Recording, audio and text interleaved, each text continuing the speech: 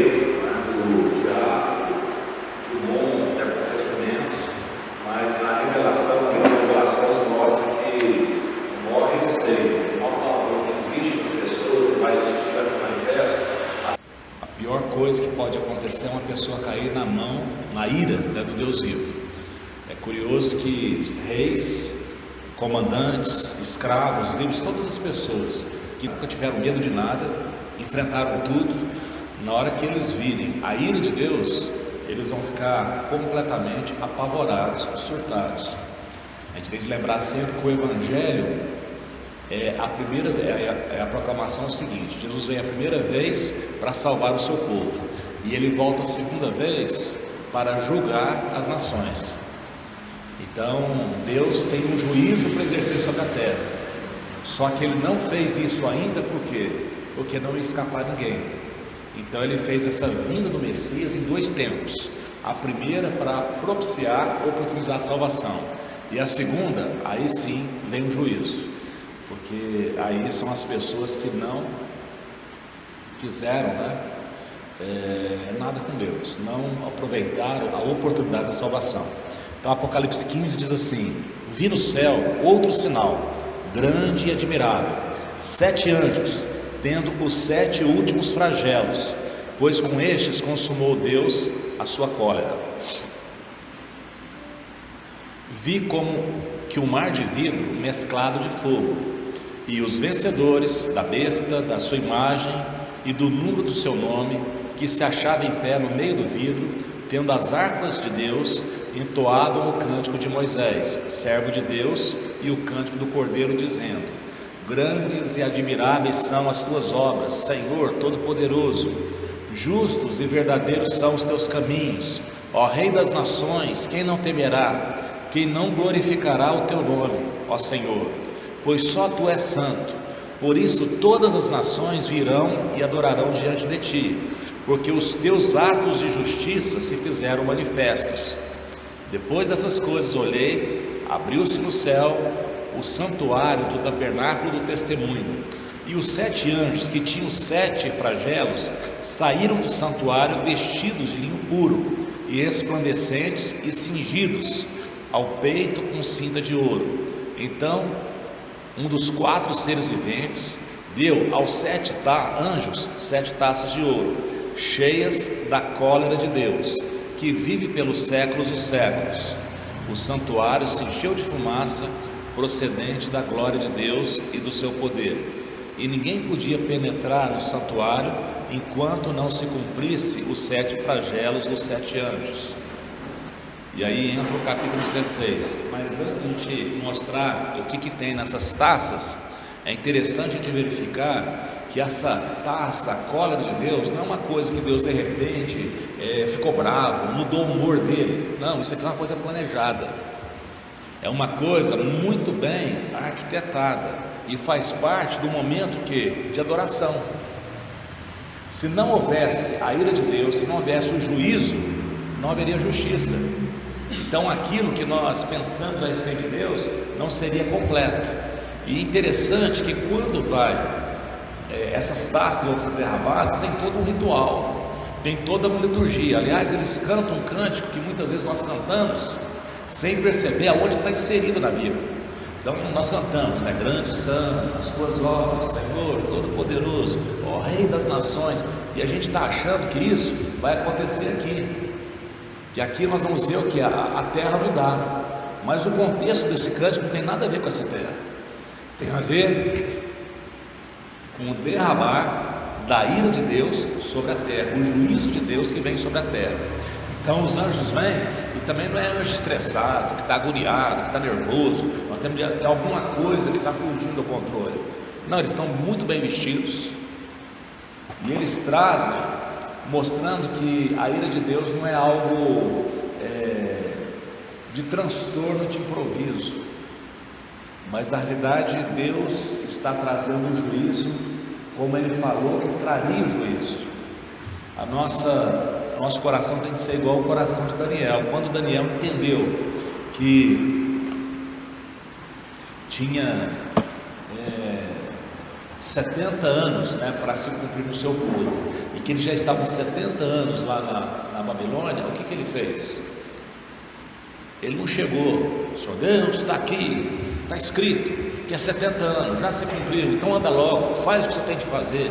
Ele não teve esse tipo de conversa, como quem fala com Deus de igual para igual. O que ele fez? Embora fosse um homem reto, justo, íntegro, o que ele fez?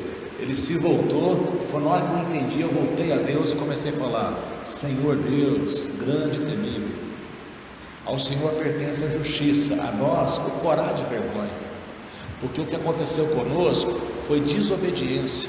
O Senhor nos avisou e nós não escutamos. Então quero confessar o meu pecado, o pecado do meu povo, porque nós não ouvimos a tua lei. Ao Senhor pertence a justiça, e a nós ficar vermelho de vergonha. E eu oro não fiados na nossa justiça, mas nas tuas muitas misericórdias. Então a maneira de falar é completamente diferente. É a maneira que um quebrantado fala, que um arrependido fala, que uma pessoa que entende que Deus, Ele é o nosso Pai, Ele é o nosso Pai. Em Cristo Jesus, Ele é o nosso Pai. Depois que tudo aquilo que Jesus fez foi oportunizado que nós nos tornássemos o quê? Filhos de Deus. Mas Deus não deixou de ser quem Ele é na plenitude. Então para os filhos Ele é o Pai, mas Ele é o Rei das nações, é o Criador de todas as coisas. Aquilo que Apocalipse 4 apresenta como a sala do trono, a adoração que Deus recebe, isso tudo que é pura verdade. E Ele está agora cumprindo aquilo que Ele ia fazer. Por isso essa adoração: ó Rei das nações, quem não te temerá? Ora, se Deus não exercer juízo, quem é que vai temer? Vai achar que Ele é um ponto. Nós fazemos o que queremos e tudo fica o quê? Por isso mesmo. Quem não glorificará o teu nome, porque os teus juízos se fizeram manifestos. Então nós vamos ver aqui o que? Os juízos de Deus. Nós vamos notar, né, no capítulo 16, quando a gente faz a leitura aqui no capítulo 16, que todos os 7 flagelos têm tudo a ver com as 7 trombetas, né? Só que aqui a coisa era uma extensão muito maior. As trombetas é 1/3 da parte, 1/3 aqui não, aqui é total. Quando fala de uma destruição, não é a destruição de 1/3 que foi destruído, mas tudo que havia naquele lugar foi destruído. Então os 7 anjos, eles houve um cântico, né? E aí o que eles fizeram? Eles entraram, né? Então os 4 seres viventes deram aos 7 anjos as 7 taças de ouro, cheias das cóleras de Deus, que vive pelos séculos dos séculos. Quando os 4 seres viventes deram as 7 taças, o altar se encheu de fumaça. E essa fumaça, ela procede da glória de Deus e do poder de Deus.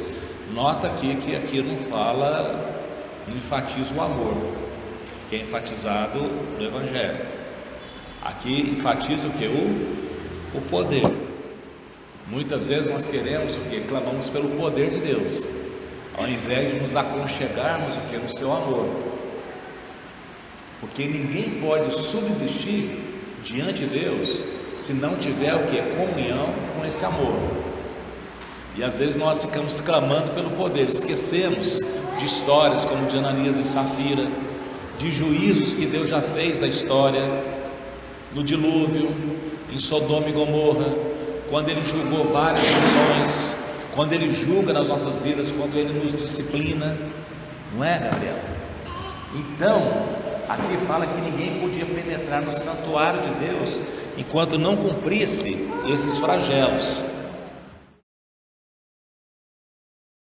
E aí, Gabriel, começa o capítulo 16, né? Falando exatamente o que? Do primeiro dos flagelos. Ouvi, vinda do santuário, uma grande voz dizendo aos 7 anjos. Pode deixar ele aqui. Pode deixar ele aqui.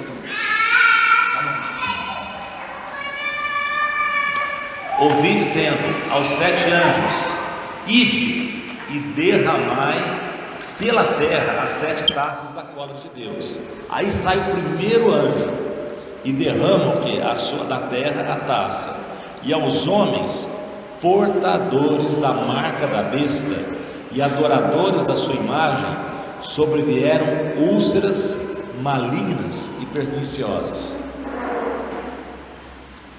É muito bom a gente saber, né, que as pragas, os flagelos, as taças não caem por aqueles que são selados por Deus, por aqueles que lavaram as suas vestes no sangue do Cordeiro, que até então são considerados os bobos, os trouxas.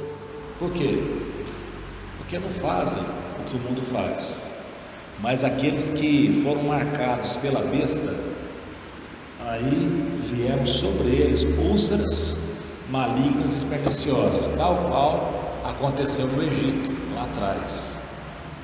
Derramou o segundo a sua taça no mar, e este se tornou em sangue, como de morto, e morreu todo ser vivente que havia no mar.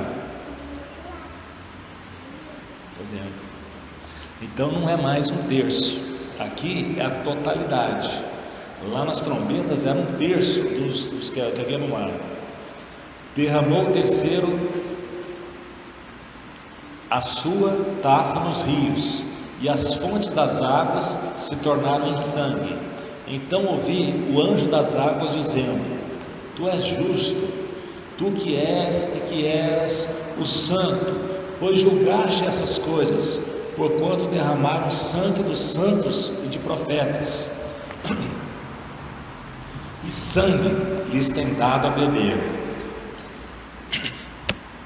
porque disso são dignos. Ouvi do altar que se dizia: Certamente, Senhor Deus, Todo-Poderoso, verdadeiro, justos são os teus juízos. O que é muito bom da gente notar aqui, né, Rismar, é que você olha que não é um rompante de raiva, é um momento de adoração, de julgamento, que a coisa vai sendo cronometrada. Você vê que hora nenhum do pessoal do contra pode fazer qualquer coisa, porque quando Deus age, não há ninguém que possa impedir. E esse texto, né, essa palavra, ela é muito necessária na igreja, porque num tempo em que a irreverência muitas vezes tem tomado conta, as pessoas não sabem da seriedade que é o que? Aquilo que Deus fala. É da gente prestar atenção que essa revelação que foi dada, para que a gente não caia na condenação de achar que, puxa, os pensamentos humanos agora vão se tornar os pensamentos de Deus. Então agora Deus vai ficar politicamente correto, vai aceitar qualquer coisa, né? E tudo aquilo, né, que os homens querem fazer, podem fazer, porque não vai ter consequência nenhuma. Como muitas pessoas que já têm o que? Retirado, né? Como se, ó, o inferno, aí começa a filosofar sobre o inferno, começa a filosofar sobre o juízo, e de repente o que se tem não é a palavra de Deus, mas é um humanismo que vai tomando conta de tudo, aonde se julga é pela cabeça do homem e não pela santidade de Deus. Então aqui o anjo fala: Senhor, realmente o Senhor é justo, porque o Senhor fez isso, né? Os homens, há muito tempo, eles vêm o que? Derramando o sangue dos profetas. Os justos nessa terra, eles são expulsos, eles são excluídos. E chegou a hora do Senhor dar a paga àqueles que matam os justos, aqueles que oprimem os justos. E aí os homens, né, tiveram toda a situação. Aí chegou o quarto flagelo. O quarto anjo derramou a sua taça sobre o sol, e foi-lhe dado queimar os homens com fogo. Com efeito, os homens queimaram com intenso calor e blasfemaram o nome de Deus, que tem autoridade sobre esses flagelos, e nem se arrependeram para lhe darem glória. Note que aqui passou do ponto da conversão, passou do ponto do quebrantamento. Toda a ação de Deus agora, as pessoas não reagem entendendo que elas precisam se arrepender dos pecados, mas elas começam a gritar e amaldiçoar a Deus porque elas não concordam com quem Deus é e como Ele faz as coisas. O que essas pessoas fizeram? Elas simplesmente o que? Agora elas são uma só com o dragão. Elas mostram que a preferência delas é o dragão, igual 1/3 das estrelas, que muito provavelmente é 1/3 dos anjos que se alinharam com o dragão. Então agora na terra aparecem pessoas que decididamente elas não querem ter nada com Deus. Então mesmo que Deus castigue, elas não se consertam. É mais ou menos o que acontece lá em Malaquias, né? Por que eu vou trazer mais juízo sobre vocês, visto que vocês não emendam o caminho de vocês? Ou como ele fala lá no outro profeta, né? Quando ele fala assim, né? Olha, o amor de vocês é como o orvalho da manhã, que cedo passa. Porque quando vocês estão aflitos, vocês falam: vinde, subamos, nos voltemos ao Senhor, porque Ele fez a ferida e curará. Depois de 2 dias, nos revigorará e estaremos na tua presença. O que eu faço com vocês? Essa inconstância de vocês. Vocês não se convertem, vocês não se emendam. Então Deus fala que está perdendo o quê? O ponto aonde, ao invés de sensibilidade, o couro fica grosso, e a pessoa ela reage com birra, com ódio. Então eles não se arrependeram para darem glória, mesmo com esse calor, né, do sol. Aí derramou o 5º anjo a sua taça sobre o trono da besta, cujo reino se tornou em trevas, e os homens mordiam a língua por causa da dor que sentiam, e blasfemaram o Deus do céu por causa das angústias e das úlceras que sofriam, e não se arrependeram das suas obras. É muito importante a gente enfatizar que a ira de Deus, ela não atinge aqueles que são dele, aqueles que foram selados e aqueles que lavaram as suas vestiduras no sangue do Cordeiro. Aqueles que foram selados, que é chamado 144.000, que é um número simbólico, é a igreja do Antigo Testamento. Fala 144.000 porque 12 é o número da igreja, 1.000 de cada igreja é muita gente. Só que a igreja do Novo Testamento é uma multidão que ninguém pode contar, de toda tribo, povo, língua e nação. E como é que esses fazem parte do povo de Deus? É porque lavaram as suas vestiduras no sangue do Cordeiro. E os do Antigo Testamento? Aí tem o que? O pacto que havia lá no Antigo Testamento. Então, quando chegou o quinto selo, aí Deus tirou o brilho, né, do reino, né, do império, o reino da besta e do falso profeta. Então, o reino deles, que era um brilhante, atraente, que as pessoas falavam assim: quem pode contra a besta? Porque a besta é maravilhosa, porque a besta é isso, a besta é aquilo. Agora esse reino se tornou em trevas, e os homens, com muitas dores, mordiam a língua e blasfemavam contra Deus dos céus por conta das angústias, da ira, né, do primeiro flagelo que veio. Derramou o 6º a sua taça sobre o grande rio Eufrates, as águas secaram, para que se preparasse o caminho dos reis que vem do lado do nascimento do sol. Então vi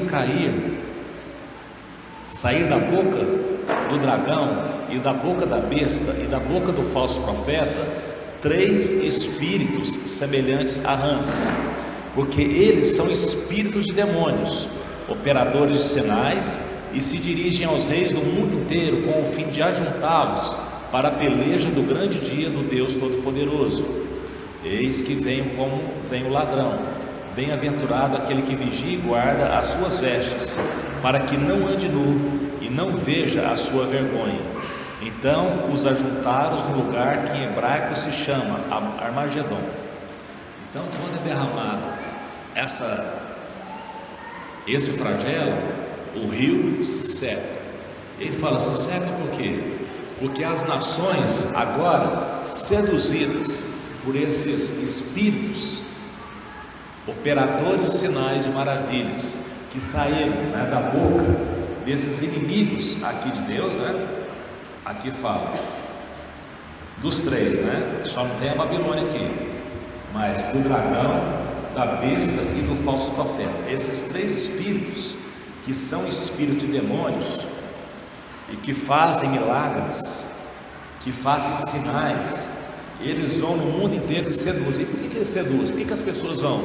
Porque quando a pessoa vê um milagre, ela acha que aquilo é bom, que aquilo é poder, e ela não avalia a natureza daquilo. Por isso que a gente tem que tomar um cuidado, não é que a gente está negando o poder, sendo do contra, não é nada disso. Só que o milagre pelo milagre, ele não significa nada. O sinal pelo sinal, ele não significa nada. A conversão não vem de ver milagres. A conversão vem o quê? Da fé. E a fé vem o quê? Pela pregação da palavra de Deus. Então, aqui, quando esses espíritos saem, eles vão seduzindo, as pessoas vão ficando o quê? Loucas da cabeça, porque elas acham, né, que elas vão poder pelejar contra Deus, que elas vão poder o quê? Usurpar, como se fosse aquela ideia de Babel. Eles estão fazendo que um ajuntamento, né, com o destino que de invadir o céu. Façamos para nós uma torre tão alta que atinja os céus, que faça os nossos nomes célebres.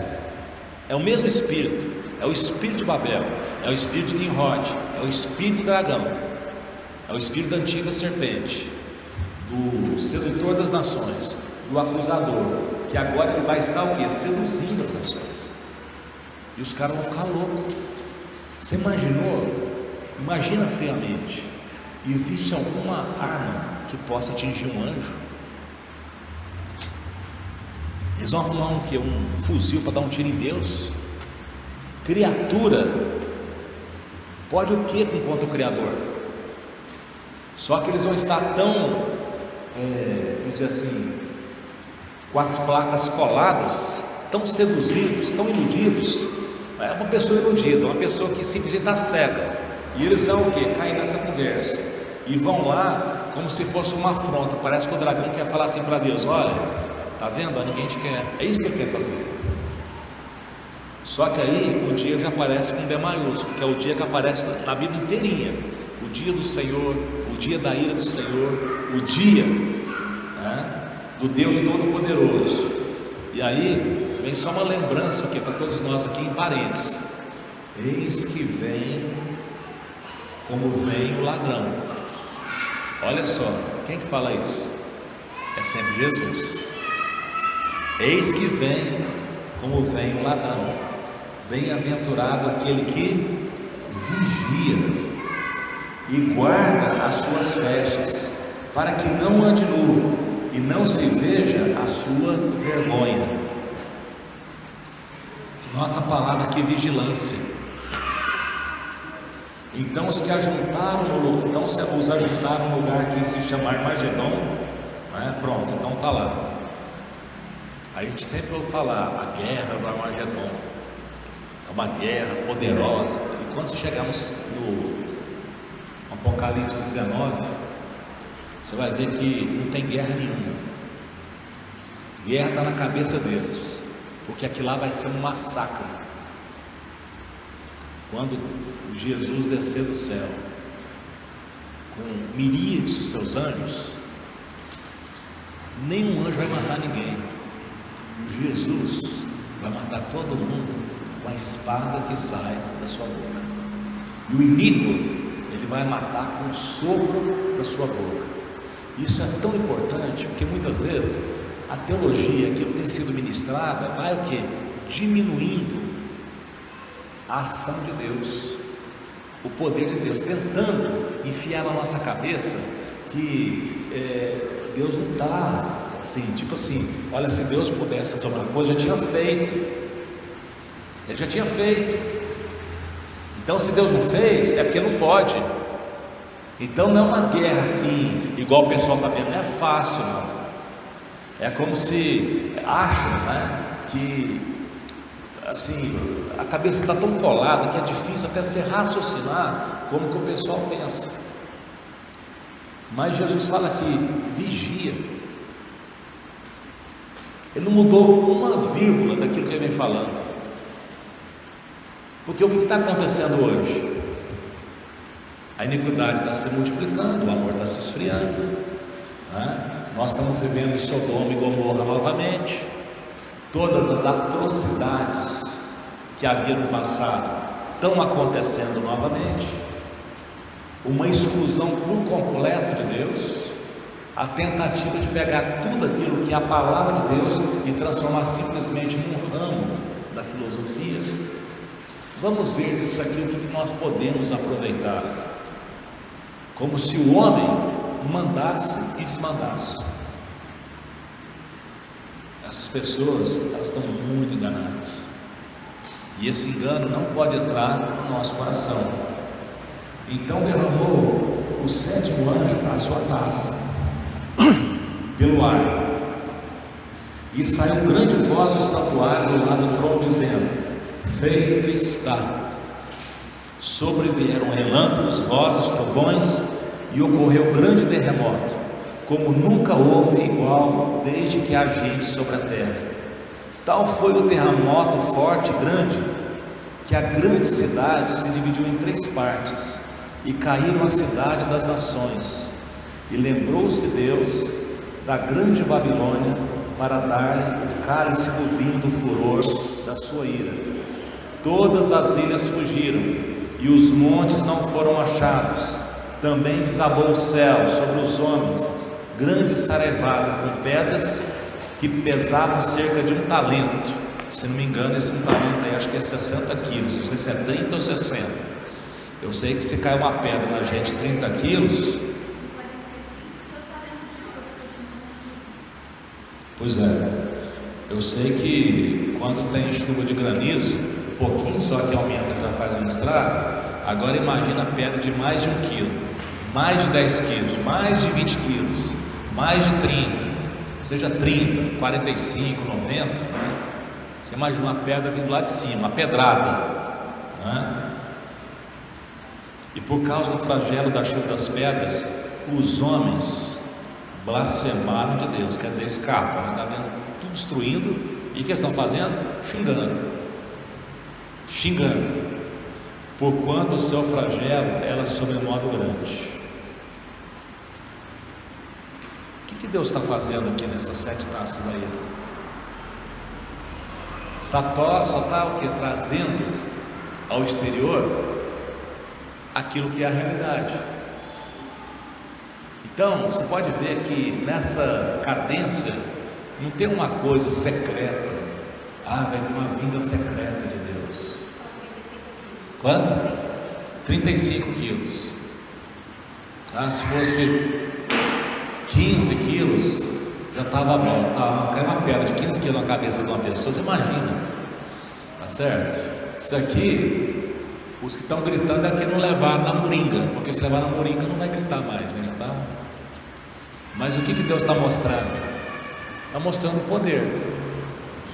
E o que é curioso, que hora nenhuma as pessoas pensam em pedir ajuda. Elas estão tão assenhoradas de si mesmas, que qualquer coisa que não são elas xingam. Então esses são os 7 flagelos, porque eu vou falar uma coisa: se você pegar esses 7 flagelos, 7 manhãs, e se a gente não entender que isso aí é o fim do mundo, eu não sei mais o que é fim do mundo não. Então é um julgamento que vem. Mas o que é importante a gente guardar desse capítulo, né? Ou desses dois capítulos? Algumas coisas bem interessantes. Primeiro, é um ambiente de adoração. Então, a gente não pode confundir os ambientes de adoração simplesmente com ambiente de sentimentos, porque os sentimentos nossos, muitas vezes, eles nos enganam. Agora, a realidade, ela não nos engana. E a adoração é um ambiente de realidade, não um ambiente de sentimentos. Então, é um ambiente muito sério.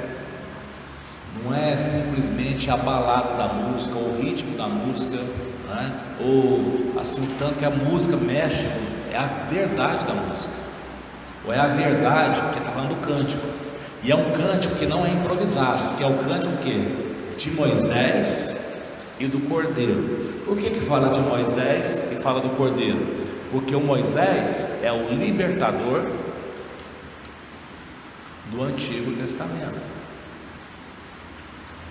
e Jesus é o libertador do Novo Testamento.